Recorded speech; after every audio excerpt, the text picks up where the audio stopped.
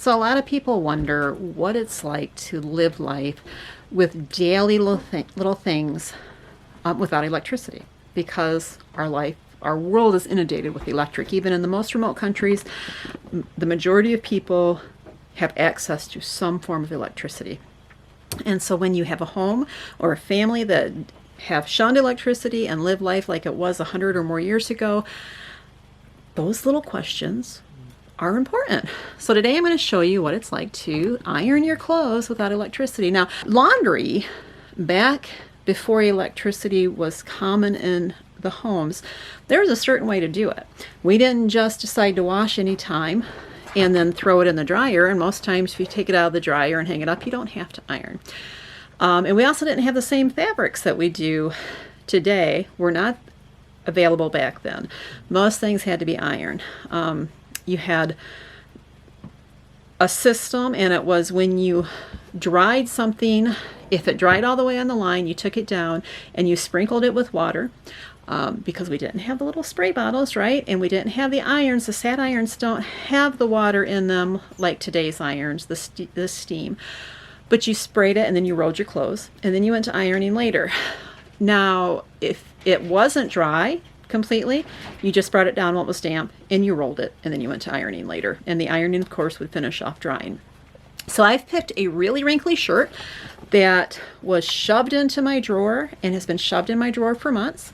And I'm going to show you what a great job our sat irons does without electricity. So when they sprinkled the clothes, they had one or two ways to do it. They would have a bottle with a lid on top that would have holes poked in it, and they'd shake it, all right?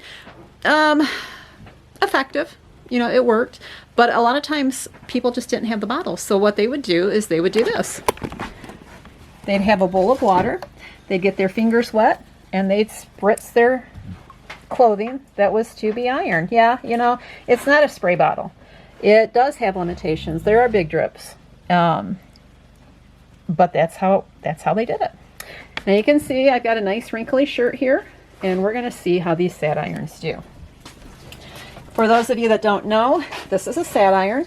I have a slew of these things, and I usually use a couple at a time so that one is warming up while I'm using one. These handles come off like that. And then I can just put it over here on the other one and use that. Well, this one's warming up again. Now, if my stove is running hot, because a hot iron of any kind can be too hard on your clothes, I will set my iron here and it keeps it warm. Okay, that's called a trivet. If you don't know what that is, that's what that is. So let's see if my iron is hot enough. Now I test my iron on a towel before I put it on my clothes. Doing this one-handed is most interesting. Let's see if I can set this camera up so I can actually use both hands. Okay, that works out good. I'm gonna put a little more water on there, and we're gonna give her a go. Now these sat irons are really heavy. You know, on a modern iron, it's not necessarily the weight that gets the wrinkles out, it's the steam and the heat. The sat iron, it is the heat, and it is the moisture from the sprinkling, but a lot of it is the weight as well.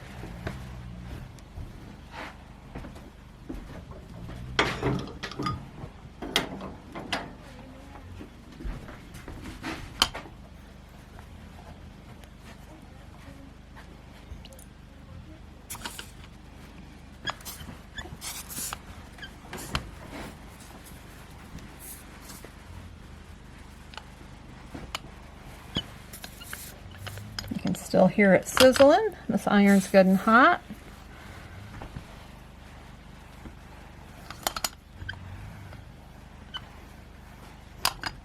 Down here a little bit.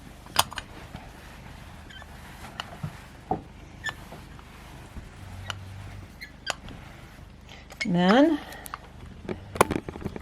when I'm adjusting my clothes, I put it back on just to make sure it's retaining heat. I'll leave it there for a second.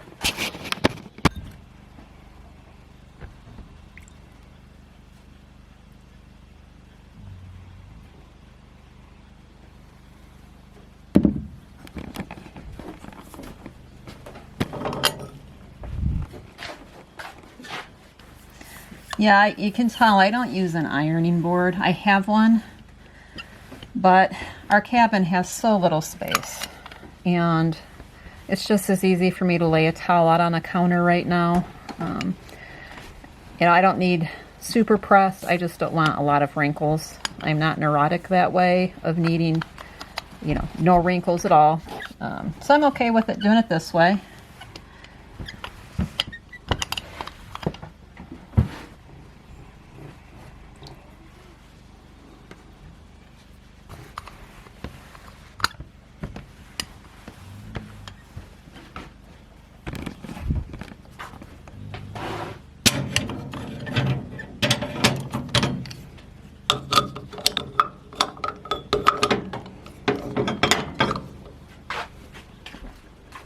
All in all, for a non-modern technology, but does the job just fine.